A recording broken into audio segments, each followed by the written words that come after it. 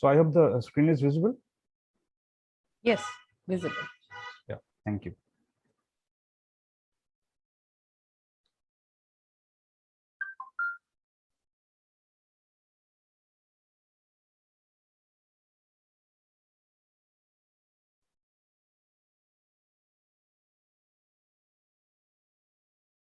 Now, before moving further, I think the audience might be thinking that what is this slide for?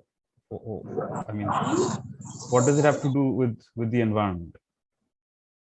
Anyone whose pictures are this? Anyone from the audience? Era kara? Avengers. The Avengers. And what do they do? They save the world. And what do environmental scientists do? They also save the environment. So it's not really an exaggeration to say that the students of environmental science, you people are the future Avengers in the real world, not in the real world, but in the real world. So you are the one who will actually ensure that humanity will survive, the diversity in our biosphere will survive, and life on Earth as a whole will survive healthily. টিকে থাকবে না, বেঁচে থাকবে. You people are the ones who will ensure that life remains, the biodiversity remains, whatever we have been doing for the last few hundred or few thousand years, whatever we humans who are at the top of the evolutionary ladder, whatever damage we have been doing for the past few years, we will be able to undo it.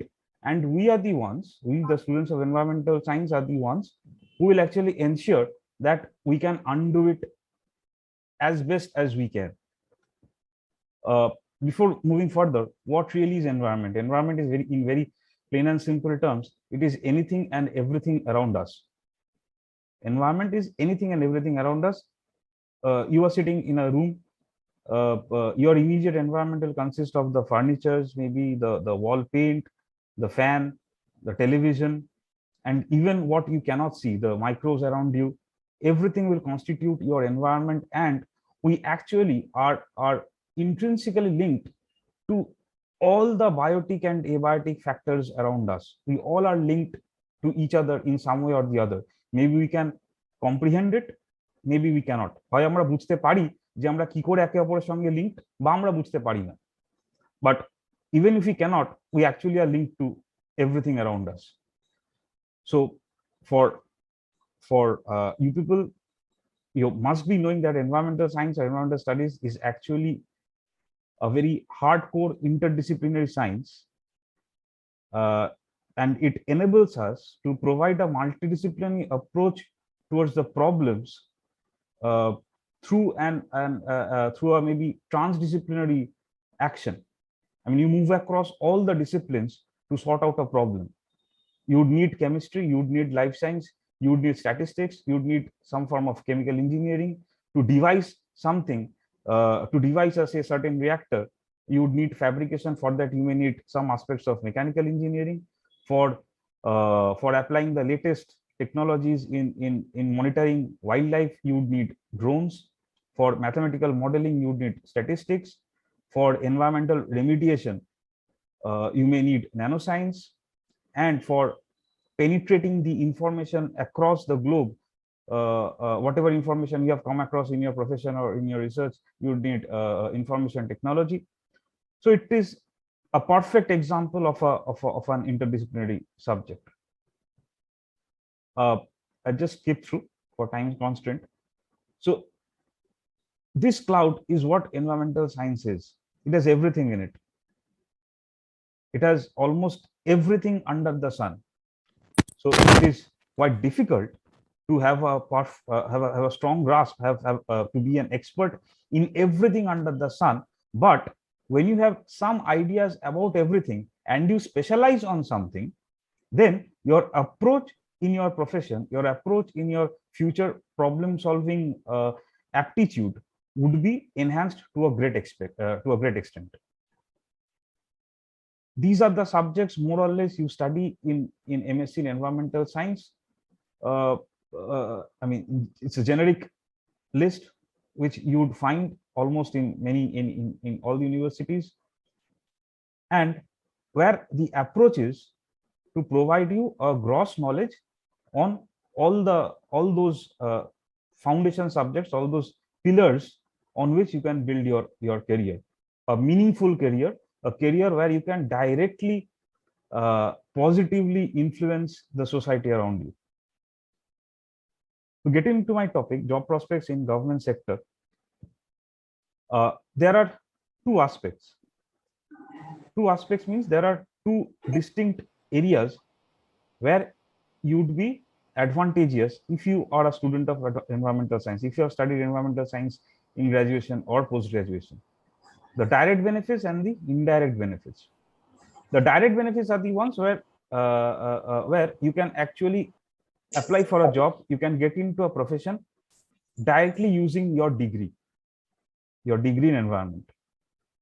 The indirect benefits are the ones where even if you opt for a career not directly linked to your subject, still you would be in an advantageous position with respect to your competitors from other disciplines. Let's get into the direct benefits first. Firstly, wide spectrum. Wide spectrum means you can actually get into a whole lot of things. Of course, it will depend on your on your interests and on your aptitude. You can get into a whole lot of things. For example, you can opt for waste management or pollution monitoring. You can opt for wildlife management. You can opt for climatology. You can opt for soil science. You can get into a whole lot of domains. The second advantage is, the second benefit is, there are not really many experts in these different domains. Now, when I use the word expert, I mean someone who is an expert in a certain domain. At the same time, he or she has sufficient knowledge on several other areas, several other technical areas which will depend, which will affect that particular domain. For example, wildlife management. Say a person, now I must give a disclaimer here. I am not here to deem any other subject. All subjects, all others, I mean, all the subjects which are taught in different colleges, universities, all subjects are equally important. I am not here to compare between a pure science subject and an applied science subject. But what I mean to say here is someone who has come from a core subject into wildlife management and someone from environmental science who is into wildlife management, it will be much easier for the one, for the individual who is from environmental science background to have a holistic view on that particular problem. Wildlife management will involve economics. Wildlife management will involve even anthropological aspects, because often we have come across this term man-animal conflict. Why is this occurring? Because maybe the human the wildlife is not encroaching on us, but we humans, we are encroaching on their habitat. We humans, we are encroaching on their habitat. So what is happening is there is a conflict because we are depending on the common resources, we are depending on the common area. So the I'd request if someone has unmuted himself or herself, please mute yourself. Thank you. Yeah, so to deal with problems like man-animal conflict, we even have to study anthropology. What is the history of the humans who are there? To get deep into the problem, to work out a problem which is sustainable, which the solution which will be permanent in nature, we have to study many other aspects. So someone from environmental science, it will be somewhat easier for him or her to get into it. The indirect benefits, I'll get into later, but it has to do with those career opportunities which is not directly linked to environment, and those career opportunities which people from many other disciplines can opt for, but students from environmental science will have some advantages. So I'll not get deep into the R&D aspects, but industries related to the government sector, for example, PSUs, those industries which are dealing with pollution management in the government sector, it will be much easier for students of environmental science to get into these regions. For example, pollution analysts. Pollution analysts are required for in the pollution control boards, in the Central Pollution Control Board, in the state pollution control boards, also in CSR research institutes like NIRI. NIRI is National Institute for Research in Environmental Health. People are required for environmental remediation. Again, as I said, if you look around yourself, almost all the issues which one may find has something to do with the environment, and one of those problems is contaminated sites, contaminated land, contaminated water, which requires immediate remediation. And people from environmental science background are the best fit for it. Green chemists, designing a certain chemical which will be of a certain use, designing it in such a way, designing its synthesis in such a way which will leave minimal ecological footprint, which will have minimal environmental impact, and the product, every product which you use, it may be a water bottle, it may be a medicine, it may be a face wash, it may be anything. Any consumer product which we use, it has a certain lifespan in the environment. To minimize the impact, we have to minimize the lifespan if it is harmful, where green chemists do have an important role to play. Agricultural science again requires environmental science students, experts. Why? To minimize the impacts of pesticides, to design pesticides in such a way that which will have minimal impact on the environment, which will have a very low half-life maybe. So you see, without getting into all the headings, all the subtopics which is mentioned in this slide, just the first four, you can see that all the four are actually interrelated to each other. I mean, a green chemist can design a pesticide, right? Agricultural science, agriculture may lead to contamination, which will require environmental remediation. So all these are actually very intrinsically related to each other, which makes it all the more important for students of environmental science to get into the picture, to come into foray, to come into the equation, and do something meaningful for the society, something sustainably meaningful for the society. Sustainably meaningful মানে এমন কিছু করলাম যেটা অনেক দিন ধরে যার ভালো ইম্প্যাক্টটা থাকলো। দুদিনের জন্য ভালো কিছু করলাম নয়, 20 বছরের জন্য কিছু করলাম যেটা যেটা যেটা মানুষকে সাহায্য করলো, সমাজকে সাহায্য করলো, for that long lifespan. Climate change is a huge issue. খবরের কাগজ খুললে climate change, you just open any news channel, you'd find the word climate change. Climate change is again a very big issue, and of course we are the ones who can actually do something for it. Ecological conservation, environmental geoscience, microbiologist, environmental microbiologist to be more specific. Everything has all these subtopics have applications in certain areas where we do come into the picture. EIA, definitely people have heard of it. EIA is another aspect where there are huge career opportunities. There are several government agencies, even in the ministries, in the environment departments across all the states, in the central ministry and in the state environmental departments. We need experts in environmental science. We need experts in environmental science. So then in the ministries, waste management experts are required. Chemical safety is a very important issue. Chemical safety is a very important issue which several government departments look into.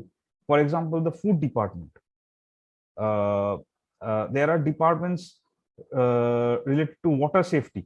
I mean, safety of for drinking water. For example, in our own city, Kolkata, the Kolkata Municipal Corporation, every now and then they rope in experts related to environment. There is an agency under the Kolkata Municipal Corporation, the KEIP, Kolkata Environment Improvement Project, which apart from engineers, they also take in environmental experts. As sir mentioned, the National Green Tribunal. The National Green Tribunal in Kolkata, the office is in Rajarhat, Newtown, and there often they take in environmental experts to assist the judges. The environmental experts are absorbed to assist the judges to come up with meaningful judgments, to come up with righteous judgments. Of course, the lawyers, they also have consultants for environment. So then in the often, I mean, in the public health sector, environmentals are required, especially say for the last few days, we have incessant rainfall. The climate has been extremely inclement for us. খুব খারাপ weather, ভীষণ বৃষ্টি হচ্ছে, চতুর্দিকে জল জমে গেছে. Now this may breed rather some waterborne diseases. Again, having an interdisciplinary approach, environmental scientists are required, and they are absorbed on and off in different such agencies. I'll come to forest services later on. So this is not an exhaustive list.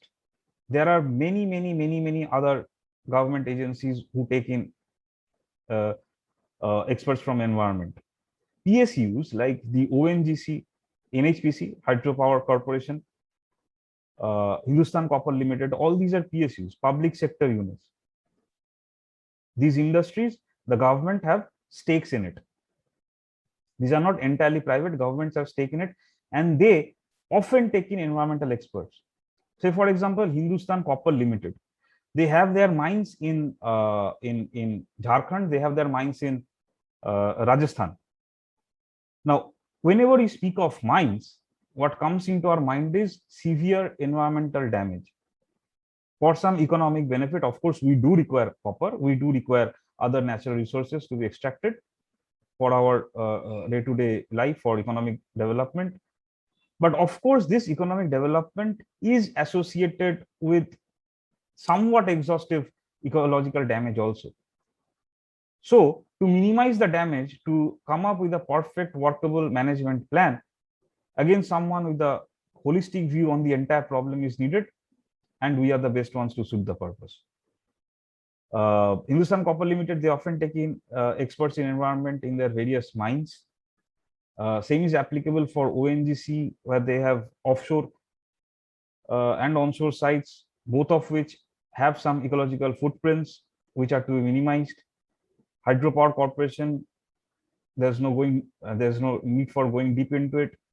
People will understand that what are the ecological implications of a large hydropower project. Same is applicable for SAIL, Steel Authority of India Limited. As I said, CPCB often takes environmental science students, freshers as scientist B, then scientist C, so on and so forth.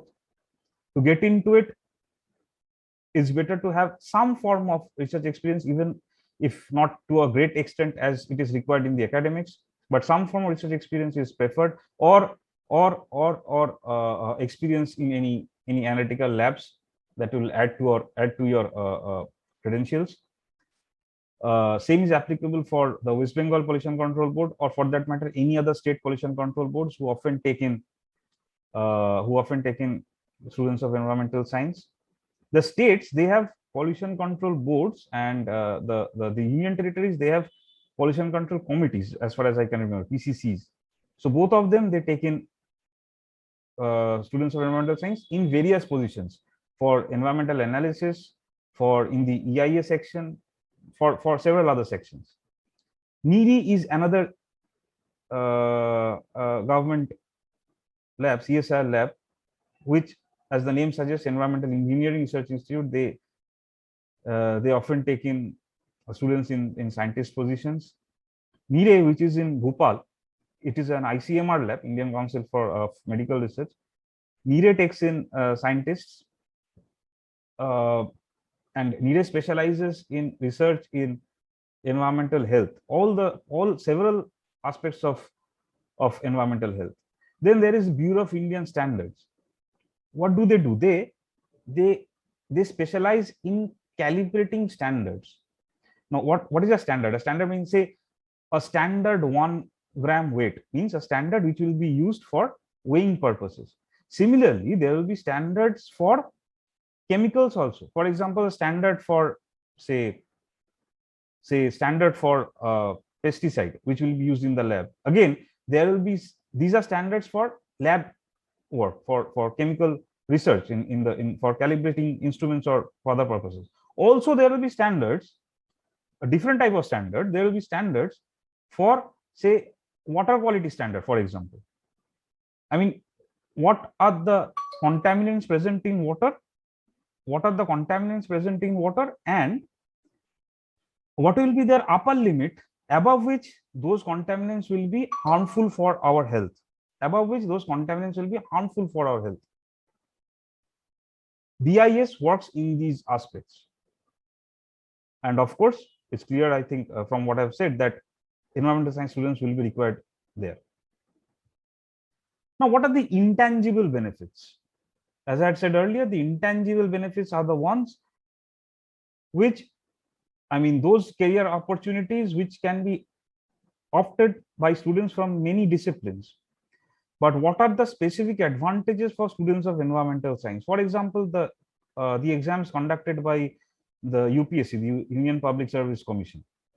They hold examinations like the Indian Civil Service exam, Indian Forest Service exam. Now, these exams, the questions which are being set in such exams, there is a shift which has been noted, which has been noticed over the past decade. And that shift is increase in the number of questions related to environment. Increase in the number of questions related to environment. Now, what can be the plausible reason for this? What is the rationale behind this?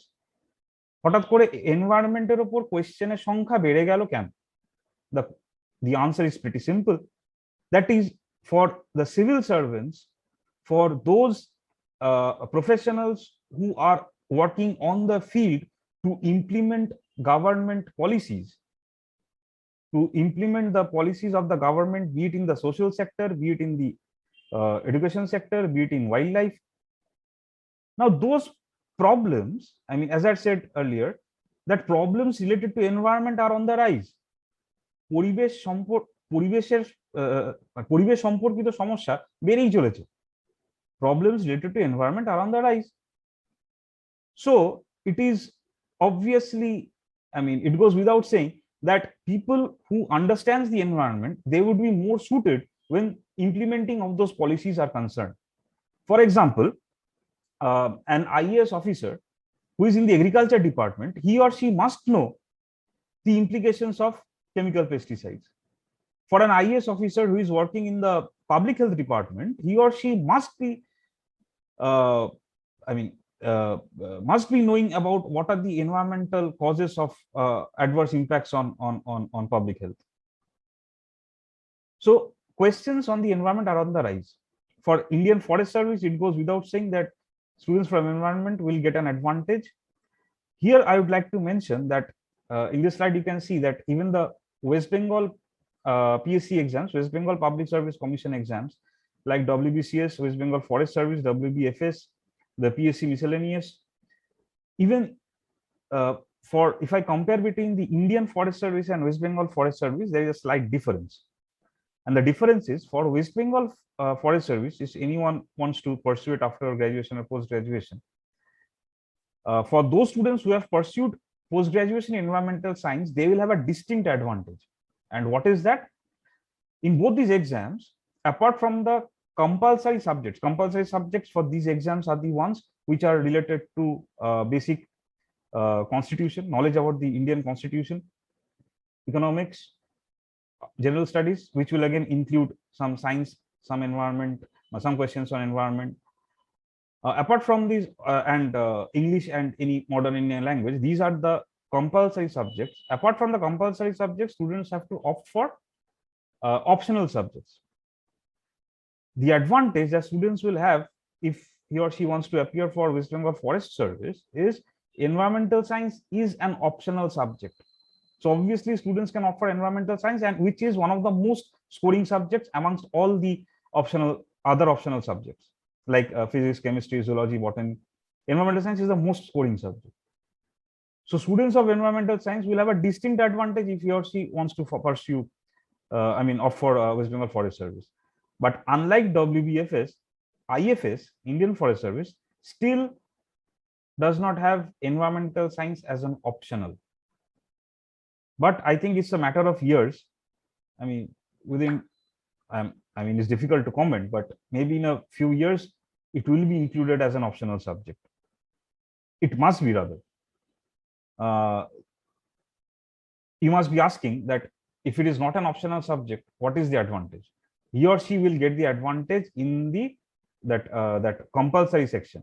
As I've said, say for example, WBCS, West Bengal Civil Service Exam, in the mains, there is a paper on science and technology. There is a compulsory paper. In that particular paper, it has been found that over the last few years, almost something around 50 to 60% questions are on the environment. Here you can see some questions from the WBCS mains 2019 from that particular paper on science and technology. And you would find many questions from environment. This is just a screenshot. There were 50 to 60% questions on the environment. So there is a distinct advantage of students of environmental science in areas, in those career aspects, which has directly nothing, quote unquote, nothing to do with the environment. Not nothing, it has many things to do, but the students from other disciplines can appear as well. But again, there you people will have an advantage. This is just a funny slide. I mean, this has nothing to do with your career options, but you people are the ones who have suffered to a great extent for this pandemic. You people are away from your academic institutions. You did not get the human touch, which is essentially required when something is being taught. So this particular writer, an American science fiction writer, Isaac Asimov, he is the one actually who coined the term robotics. These days we often use, we say that robots will, artificial intelligence will take over the humans, and there will be a time when there is no real teaching required or no real discussions, interactions required. Everything will be done by artificial intelligence. So he had written something around 35, 40 years earlier. He could, I think, foresee the future. The authors, the creative persons, they have this uncanny knack of foreseeing the future. They can foretell the future.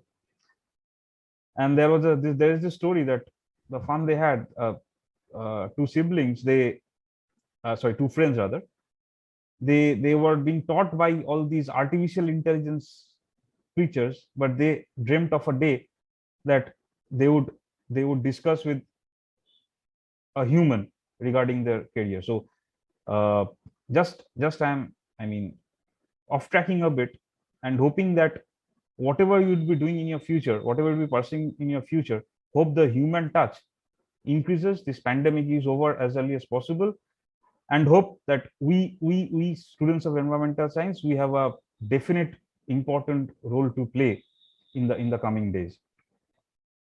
So I'd like to finish off here. Thank you all. If anything you would like to discuss, you can put it up in the chat box and we can discuss it in the end.